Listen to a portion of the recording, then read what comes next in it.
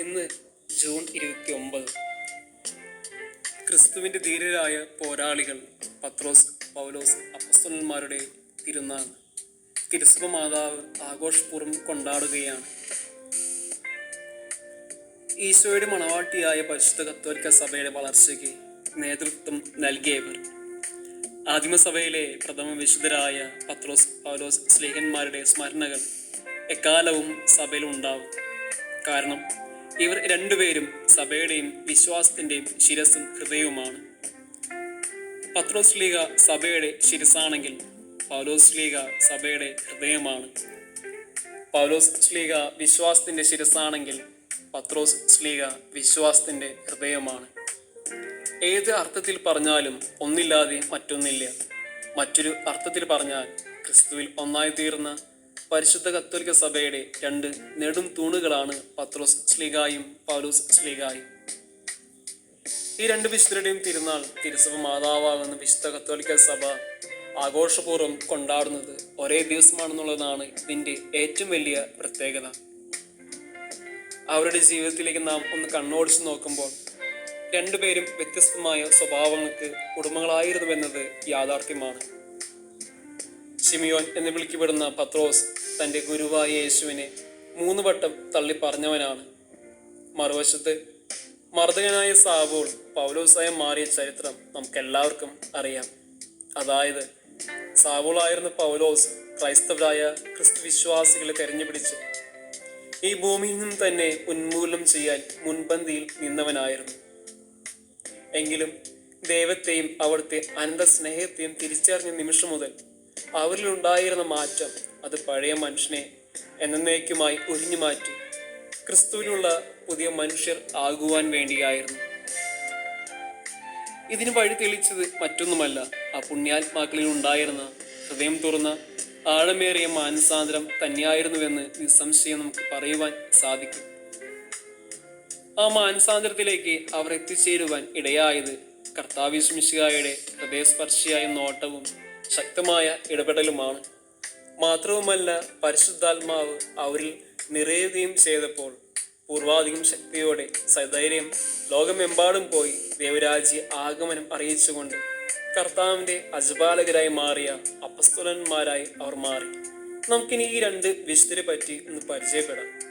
ആദ്യത്തേത് വിശുദ്ധ പത്രോസ് ശ്ലീഹ. അദ്ദേഹം എടുത്തുചാട്ടക്കാരൻ, പ്രഗത്ഭനായ മുക്കുവൻ, കടലിനെ കുറിച്ച് ആഴമേറിയ ജ്ഞാനമുള്ളവൻ, ക്രിസ്തു ശിഷ്യരുടെ തലവൻ, തൻ്റെ പ്രിയപ്പെട്ട ഗുരുവിനെ മറ്റുള്ളവരുടെ മുമ്പിൽ വെച്ച് ആണയിട്ട് തള്ളി പറഞ്ഞവൻ, താബോർ മലയിലേക്കും ഗെത്സമൻ തോട്ടത്തിലേക്കും ശിഷ്യന്മാരെ തിരഞ്ഞെടുക്കുമ്പോൾ മുഖ്യസ്ഥാനത്ത് നിന്നിരുന്നത് പത്രോസ് ശ്ലീഹയായിരുന്നു. അതിനുശേഷം സ്വർഗീയഭവനത്തിൻ്റെ താക്കോൽ ലഭിച്ചവൻ, തിരുസഭയുടെ പ്രഥമ മെത്രാൻ, അന്ത്യോക്യയിലെ പ്രഥമ മെത്രാൻ സ്ഥാനം അലങ്കരിച്ചവൻ. ഇതൊക്കെയാണ് അദ്ദേഹത്തെക്കുറിച്ചുള്ള വിശേഷണം. ഒരിക്കൽ യേശു തൻ്റെ പ്രിയപ്പെട്ട ശിഷ്യന്മാരോട് ഇപ്രകാരം ചോദിക്കുകയുണ്ടായി, ഞാൻ ആരെന്നാണ് നിങ്ങൾ പറയുന്നത്? ഉടനെ ശിമോൻ പത്രോസ് പറഞ്ഞു, നീ ജീവനുള്ള ദൈവത്തിൻ്റെ പുത്രനായ ക്രിസ്തുവാണ്. യേശു അവനോട് അരുൾ ചെയ്തു, യോനായുടെ പുത്രനായ ശിമിയോനെ, നീ ഭാഗ്യവാൻ.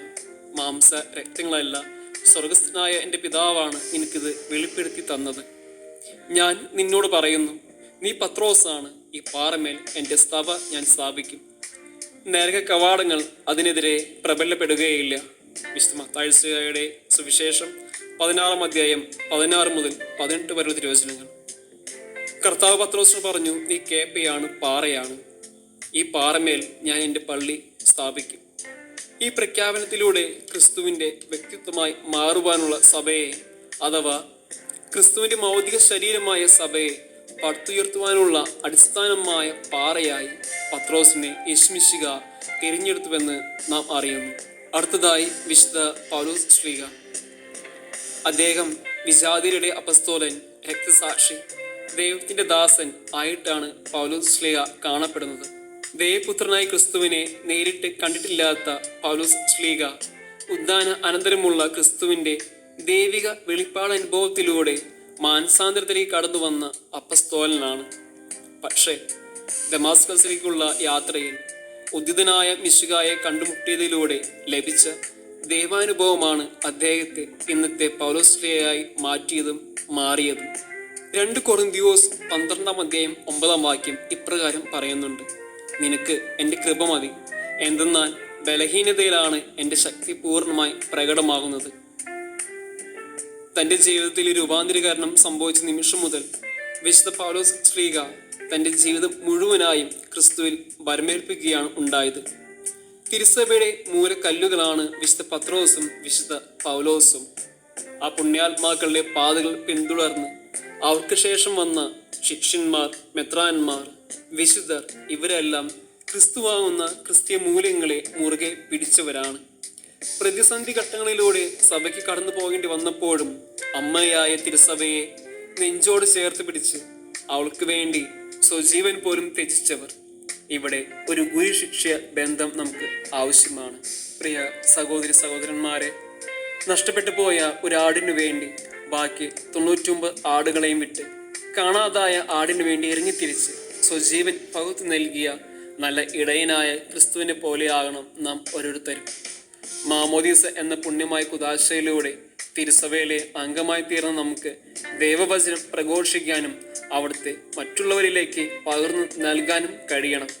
ക്രൈസ്തവരായ നാം ഓരോരുത്തരും, പ്രത്യേകിച്ച് ഇന്ന് വളർന്നു വരുന്ന തലമുറയ്ക്ക് ക്രൈസ്തവ മൂല്യം പകർന്നു നൽകാനും വിശ്വാസം, വിശുദ്ധി ഇവയും മുറുകെ പിടിച്ച് അതിൽ വളരുവാനുള്ള ഒരു അർപ്പണ മനോഭാവം അവരിൽ വിത്തിടേണ്ടതും നമ്മുടെ കടമയാണ്. വിശുദ്ധ യോഹന്നാൻ ശ്ലീഹായുടെ സുവിശേഷം 10:11 ഇപ്രകാരം നമ്മെ ഓർമ്മപ്പെടുത്തുന്നു: നല്ല ഇടയൻ ആടുകൾക്ക് വേണ്ടി ജീവൻ അർപ്പിക്കുന്നു. നല്ല ഇടയന്റെ മണം മറ്റുള്ളവർക്ക് മനസ്സിലാകണമെങ്കിൽ എനിക്കും നിങ്ങൾക്കും നല്ലൊരു ജീവിത അനുഭവം അഥവാ ഒരു ക്രിസ്താനുഭവം ഉണ്ടായിരിക്കണം. വിശുദ്ധ പത്രോസ്, വിശുദ്ധ പൗലോസ് ശ്ലീഹന്മാരെ പോലെ നാമും മാറേണ്ടത് ഇന്നിൻ്റെ ആവശ്യകതയാണ്.